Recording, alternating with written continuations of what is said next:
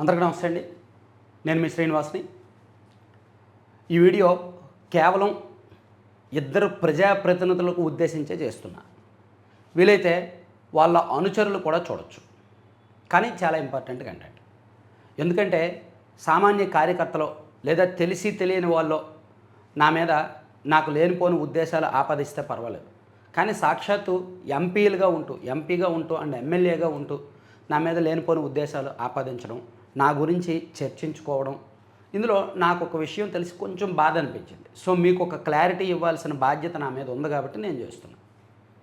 ఈ video Chittoor MP Daggumalla Prasadarao గారు and Gangadhara Nellore MLA Thomas గారి గురించే. సార్, మీ ఇద్దరూ దయచేసి ఈ వీడియో చివరి వరకు చూడండి. నా సిన్సియర్ రిక్వెస్ట్ మీకు. ఎందుకంటే నాకు తెలిసిన అత్యంత విశ్వసనీయ సమాచారం ప్రకారం ఈ మధ్య ఒక వారం రోజుల కిందట మీ ఇద్దరూ కలిసిన సందర్భంలో నా గురించి చర్చించుకున్నారు. నా కంటెంట్ మీకు వ్యతిరేకంగా ఉంది అని చర్చించుకుంటూ నాకు లేని ఒక ఉద్దేశాన్ని ఆపాదించారు, దురుద్దేశాన్ని ఆపాదించారు. ఇతను దళితులకు వ్యతిరేకం, ఇతను కేవలం దళితుల మీదే వీడియోలు చేస్తున్నాడు, దళిత ప్రజాప్రతినిధుల మీదే వీడియోలు చేస్తున్నాడు, చిన్న చూపు అని. సో అది నాకు చాలా బాధ అనిపించింది. అది మీకు పక్కన ఉన్న వ్యక్తే నాకు చెప్పారు. నా సోర్స్ చాలా బలంగా ఉంటుంది, చాలా లోతుగా ఉంటుంది అన్నమాట. సో మీరిద్దరూ మాట్లాడుకుంటున్నప్పుడు మీకు అత్యంత సన్నిహితంగా ఉన్న వ్యక్తులు ఒక ఇద్దరు ఉన్నారు ఆ రూమ్లో. ఎవరున్నారో మీకు తెలుసు, వారి ద్వారా నాకు ఈ సమాచారం వచ్చింది. సో ఈ గుండు సూదోడికి దళితులంటే చిన్నచూపు, ఈ సంగతి చూడాలి అని చెప్పి మీ ఇద్దరు మాట్లాడుకున్న సంగతి నాకు వచ్చింది. కేవలం వాళ్ళ మీదే వీడియోస్ చేస్తున్నాడని మీరు అన్నారంట. సో దయచేసి అటువంటి అనుమానం వద్దు, అటువంటి ఆరోపణ వద్దు. నా కంటెంట్ మీరు ఫుల్గా చూడండి. మీరేం చేస్తున్నారంటే కేవలం మీ గురించి చేసిన వీడియోస్ మాత్రమే మీరు చూస్తున్నారు. కాబట్టి అరే మేము ఎస్సీలము, వీడు మా గురించే చేస్తున్నాడు, వీడికి ఇంకేం పని లేదని మీరు అనుకుంటున్నారు. లేదు సార్, మీకు ఒకసారి కొన్ని వీడియోలు చూపిస్తా. ఒక 500 వీడియోస్ కావాలన్నా చూపిస్తాను సార్. 500 వీడియోలు చూపిస్తాను నేను ఇతర ప్రజాప్రతినిధుల మీద చేసినవి. ఇదిగోండి, సొంత ఎమ్మెల్యేల నుండి లంచాలే కూటమి నేతలు భాగోతం. ఇది ఒక వీడియో ఉంది. సొంత ఎమ్మెల్యేల నుండి లంచాలే కూటమి నేతలు భాగోతం. ఇది ఎవరి గురించి ఉద్దేశించింది తెలుసా? ఉమ్మడి పశ్చిమ గోదావరి జిల్లాలో ఒక ఎమ్మెల్యే గారు అండ్ ఉమ్మడి శ్రీకాకుళం జిల్లాలో ఒక ఎమ్మెల్యే గారు. వాళ్ళిద్దరూ కూడా ఎస్సీలు కాదు. అండ్ ఇంకో ఎమ్మెల్యే కూడా. ముగ్గురు గురించి చేశారు. ముగ్గురు కూడా ఎస్సీలు కాదండి. ముగ్గురు కూడా ఎస్సీలు కాదు. అందులో ఇద్దరు కమ్మాస్ ఉన్నారు. సరే, ఇది పక్కన పెట్టేస్తున్నానండి. ఈ వీడియో క్లోజ్ చేస్తున్నాను. మీకు కావాలంటే లింక్స్ పంపిస్తాను. TDP MLA negative to party. ఆ ఎమ్మెల్యేతో టీడీపీకి ముప్పే. ఈ ఎమ్మెల్యే నెల్లూరు జిల్లాకు చెందిన ఒక రెడ్డి సామాజిక వర్గ ఎమ్మెల్యే గురించి అండి. TDP MLA negative to party, ఆ ఎమ్మెల్యేతో టీడీపీ ముప్పై అని మనం ఎప్పుడు వీడియో చేశాను తెలుసా? ఇది 6 months ఎగో చేశానండి ఈ వీడియో. 6 months ఎగో. ఇది రెడ్డి సామాజిక వర్గ ఎమ్మెల్యే గురించి. అలాగే కందుకూరు ఎమ్మెల్యే కేసు ఎగ్నెస్ట్ మీ. కందుకూరు ఎమ్మెల్యే గారు నా మీద ఒక కేసు పెట్టారు. దాదాపుగా ఎప్పుడు, ఇది కూడా ఒక 6 నెలలు అయింది, 6 నెలలు 7 నెలల కిందట. సో ఆయనకు కొన్ని నిజాలు చెప్పాలని, ఎమ్మెల్యే గారితో నిజాలు చెప్పాలని ఎమ్మెల్యే గారి గురించి చేశాను. ఆయన దళితుడు కాదండి. అలాగే టీడీపీ ఎమ్మెల్యేస్ వీళ్ళే పార్టీకి భారం, మళ్ళీ కష్టం అని చెప్పి ఒక 5 ఎమ్మెల్యేల గురించి చెప్పానండి. ఇంకో వీడియోలో ఒక 5 ఎమ్మెల్యేల గురించి చెప్తూ ఒక వీడియో చేశాను. 5 నెలలు అయింది. సో ఇందులో ఈ కంటెంట్ ఉద్దేశం ఏంటంటే, ఒక 5 ఎమ్మెల్యేలు ఉన్నారు, వాళ్ళ వలన పార్టీకి నష్టమే, వాళ్ళు వ్యవహరిస్తున్న తీరు సరిగ్గా లేదు అని చెప్పి ఆ 5 ఉదాహరణగా చెప్పాను. 5 ఒకరు ఎస్సీలు ఉన్నారండి, ఎస్సీ దళితులు ఉన్నారండి. మిగిలిన వాళ్ళందరూ కూడా అదర్ కమ్యూనిటీస్ అండి. అందులో మీ చిత్తూరు జిల్లాకు చెందిన అదర్ కమ్యూనిటీ లీడర్ కూడా ఉన్నారండి. ఈ 5 ఈ 5 వల్ల నా పార్టీకి రిస్క్ అని చెప్పిన వాళ్ళలో అదర్ కమ్యూనిటీస్ వాళ్ళే ఎక్కువ మంది ఉన్నారు. 4 ఉన్నారు. ఒకరు మాత్రమే ఎస్సీ ఉన్నారు. ఆయన ఎవరు అనేది అందరికీ తెలుసు. కృష్ణా జిల్లాలో, ఉమ్మడి కృష్ణా జిల్లాలో. సో పార్టీకి రిస్క్ అనేది చెప్పాం. అలాగే ఎమ్మెల్యే పిఏ 10 కోట్లు, కూటమి ఎమ్మెల్యేల బజారు ఇది అని ఎప్పుడో చేసిన వీడియో ఇది. అంటే పాత వీడియోస్ అన్నీ నేను మీకు చూపిస్తున్నా. 4 months అయింది ఈ వీడియో చేసి. రాజధాని పరిధిలో జరిగిన ఒక వ్యవహారం గురించి చెప్తూ, రాజధాని పరిధిలో ఉన్న ఒక ఎమ్మెల్యే, ఆయన కూడా దళిత ఎమ్మెల్యే కాదు సార్. అలాగే వీళ్ళతో 15 ఏళ్ళు ఎలా అని అనంతపురం అర్బన్ కాన్స్టిట్యున్సీ గురించి ఒక వీడియో చేశానండి. ఇది అనంతపురం అర్బన్ నియోజకవర్గం గురించి 3 నెలల కిందట జనవరిలో చేశాను ఈ వీడియో. అనంతపురం అర్బన్, ఆయన దళితుడు కాదు సార్. అలాగే సీఎం వార్నింగ్ ఇచ్చినా తీరు మారలేదు, సీనియర్ ఎమ్మెల్యే తలనొప్పి టీడీపీకి అని ఒక వీడియో చేశానండి. ఇది కూడా ఒక 3-4 నెలల కిందట చేశాను, 2 నెలల కిందట చేశాను. సీఎం వార్నింగ్ ఇచ్చినా మారలేదు. టీడీపీకి తలనొప్పిగా సీనియర్ ఎమ్మెల్యే, ఈయన ఎవరో తెలుసా అండి? ఉమ్మడి గుంటూరు జిల్లాలో ఒక సీనియర్ ఎమ్మెల్యే, గతంలో మంత్రిగా కూడా పనిచేశారు. సో ఆయన ఎవరు అనేది ఈ వీడియో చూస్తే మొత్తం అర్థమైపోద్ది అనమాట. కామెంట్లు కూడా వచ్చాయి. అక్కడ జరిగిన ఉదాహరణలతో సహా నేను చెప్పాను. ఈయన దళితుడు కాదండి, ఫర్ యువర్ కైండ్ ఇన్ఫర్మేషన్.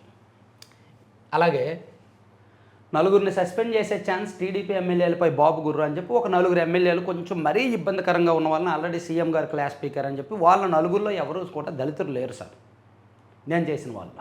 అలాగే రాష్ట్రంలో ఓ అరాచక ఎమ్మెల్యే అని ఒక ఎమ్మెల్యే గురించి చెప్పానండి. ఆ నియోజకవర్గంలో జరుగుతున్న పరిణామాలు, ఆయన దళితుడు కాదండి.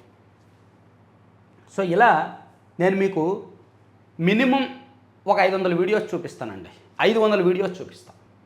ఆ 500లో మ్యాక్సిమం ఒక 10 మాత్రమే దళితులను ఉద్దేశించి ఉంటాయి.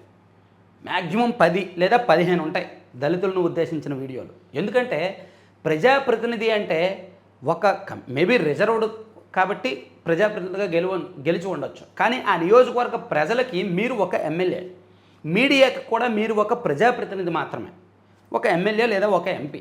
మీ బాధ్యతలు, మీ విధులు లేదా మీ పేరుతో జరుగుతున్న వ్యవహారాలు మా దృష్టికి వచ్చినప్పుడు మేము చెప్తాం, వీడియోస్ చేస్తాం. వాటిని మీరు దురుద్దేశాలు ఆపాదించి వీడికి ఇంకేం పని లేదు, వీడు ఒక కమ్యూనిటీ మీదే పడతాడు అని అనుకోవడం మాత్రం చాలా బాధాకరమైన విషయం. ఎందుకంటే మీరు విజ్ఞులు, చదువుకున్నారు. దగ్గుమల్ల ప్రసాదరావు గారంటే ఏ స్థాయిలో ఉన్నతాధికారిగా పనిచేసి వాలంటీర్ రిటైర్మెంట్ తీసుకొని వచ్చి ఆయన బాపట్ల కోసం మ్యాక్సిమం ప్రయత్నించి బాపట్ల అవ్వకపోయేసరికి చిత్తూరు వెళ్ళి చిత్తూరులో ఎంపీ అయ్యారు. సో కూటమి విపరీతమైన గాలి ఉంది కాబట్టి చిత్తూరు సీట్ కష్టమైనప్పటికీ కూటమి విపరీతమైన గాలి కారణంగా మంచి మెజార్టీతో గెలిచారు. మంచి అవకాశం వచ్చింది ఆయనకి. ఇప్పుడు పార్టీలో కూడా ఆయనకు పాలిట్ బ్యూరో ఇచ్చారు. మంచి ఫ్యూచర్ ఉంది, వారి వారసుడికి కూడా మంచి ఫ్యూచర్ ఉంది. ఈ టైంలో కొన్ని జరుగుతున్నాయి. మొన్న చిత్తూరు ఎమ్మెల్యే గారితో జరిగిన వ్యవహారం అంతర్గతంగా ఏం జరిగిందో మీకు తెలుసు, నాకు తెలుసు. ఆ తర్వాత మీరు ఎమ్మెల్యే గారి ఇంటికి వెళ్ళి ఏం మాట్లాడారో మీకు తెలుసు, నాకు తెలుసు. సో అక్కడ నేను చెప్పింది ఏది మీకు వ్యతిరేకంగా లేదు, మిమ్మల్ని నష్టం చేసేలా లేదు, మీ మీద ఎటువంటి ఆరోపణ కూడా నేను చేయలేదు. ఆ 12 మంది మహిళల విషయంలో వ్యవహరించిన తీరు మీరేంటంటే ఎమ్మెల్యే గారితో కోఆర్డినేట్ చేయకుండా డైరెక్ట్గా కేసులు పెట్టించారు. అది చిలికి గాలివానగా మారింది. సో అది నేను చెప్పాను, బయట పెట్టాను. ఆ తర్వాత మీరు మాట్లాడుకున్నారు, సెట్ చేసుకున్నారు, ఓకే. సో దానికి నేనేదో మీకు వ్యతిరేకంగా ఉన్నానని నా మీద వేయడం ఎందుకు?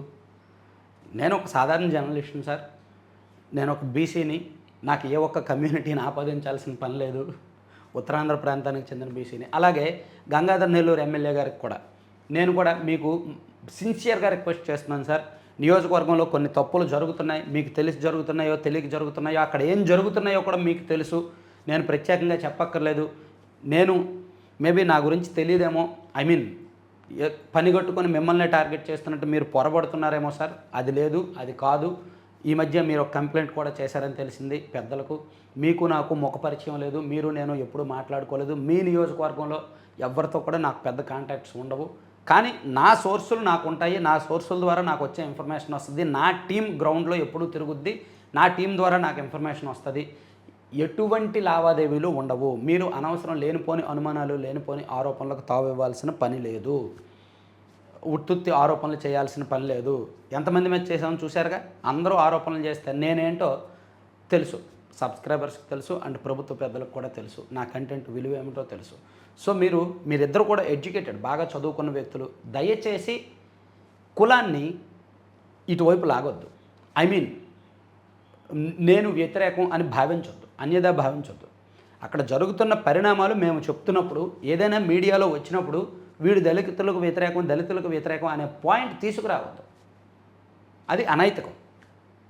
ఏమైనా తప్పులుంటే సరిచేసుకునే ప్రయత్నం చేయండి, లేదా మాకొక పంపించండి, మా దృష్టికి తీసుకురండి, నా దృష్టికి తీసుకురండి. నేను నిజంగా తప్పు చెప్తే ఇమీడియట్గా నేను సవరణ చేసుకుంటా, లేదా వివరణ ఇస్తా నేను తప్పు చెప్తే. అంతే తప్ప మీలో మీరు మీ ఇద్దరు కూర్చొని ఈయన అలా చేయాలి, ఈయన ఇలా చేయాలి, ఈడు అలాంటోడు ఇలాంటోడు అని చర్చించుకోవడం వలన నాకు చాలా బాధ అనిపించింది. ఎందుకంటే నాకు లేని ఉద్దేశాలు, అరే ఈయన ఒక చదువుకున్నారు, ఒక ఉన్నత స్థాయిలో పనిచేశారు, ఈయన కూడా ఇలా ఆలోచిస్తున్నారు ఏంటి అని చాలా బాధ అనిపించింది అనమాట. ఏమైనా నేను చేసిన కంటెంట్లో తప్పులుంటే ఇమీడియట్గా నా దృష్టికి తీసుకురండి. నా నెంబర్ మీ టీంలో చాలామందికి తెలుసు, ఉంటుంది, ప్రయత్నిస్తే ఈజీగా దొరుకుతుంది నా నెంబర్. లేదా నా మెయిల్ ఐడి కూడా కింద డిస్క్రిప్షన్లో ఉంటుంది, నా మెయిల్ ఐడి. ఎనీ టైం అందుబాటులో ఉంటాను. కానీ నేను చేసిన కంటెంట్లో తప్పులుంటే నా దృష్టికి తీసుకొస్తే నేను ఇమీడియట్గా సవరించుకోవడానికి సిద్ధం, లేదా వివరణ ఇచ్చుకోవడానికి సిద్ధం, లేదా లీగల్గా ఎదుర్కోవడానికి సిద్ధం. కానీ అనవసరమైన ఆరోపణలు, అనవసరమైన లేనిపోని సిల్లీ చీప్గా నా మీద మాట్లాడుకుంటే కొంచెం బాధ అనిపిస్తుంది. అది కరెక్ట్ కాదు. అంటే భవిష్యత్తులో ఇటువంటి ఆలోచనలు చెయ్యరు అని చెప్పడానికి నేను కొన్ని ఉదాహరణలు చూపించాను. ఇటువంటి వీడియోలు నేను 500 వీడియోలు చూపిస్తాను. నాన్ దళిత్, అందరూ కూడా నాన్ ఎస్సీ, బీసీ లేదా ఓసీ కమ్యూనిటీస్కి చెందిన ఎమ్మెల్యేల మీద నేను చేసిన వీడియోస్, వైసీపీ అధికారంలో ఉన్నప్పుడు కానీ ఇప్పుడు కానీ. నేను మిమ్మల్ని అలర్ట్ చేయడానికి, మీకు తెలియకుండా జరుగుతున్నాయేమోనని మిమ్మల్ని అలర్ట్ చేయడానికో, ప్రభుత్వ పెద్దలను అలర్ట్ చేయడానికో, పార్టీ పెద్దలను అలర్ట్ చేయడానికో ఒక ప్రాథమిక సమాచారం ఇస్తూ అలర్ట్ చేస్తూ చేస్తానన్నమాట. సో దీనిలో లేనిపోని ఉద్దేశాలు, లేనిపోని దురుద్దేశాలు ఆపాదించొద్దు. చదువుకున్న వ్యక్తులు కాబట్టి చదువుకున్నట్టుగా మీ విజ్ఞత, మీ పెద్దరికానికి వదిలేస్తున్నాను. Thank you very much. ఎందుకంటే అక్కడ జరుగుతున్న ప్రతిదీ కూడా నాకు తెలుసు. ఈవెన్ గంగాధర నెల్లూరులో జరుగుతున్న ప్రతి వ్యవహారం కూడా నా దృష్టికి వస్తుంది. కానీ నేను అన్నీ చేయట్లా, అన్నీ చేయను, అన్ని జోలికి నేను వెళ్ళను. Thank you.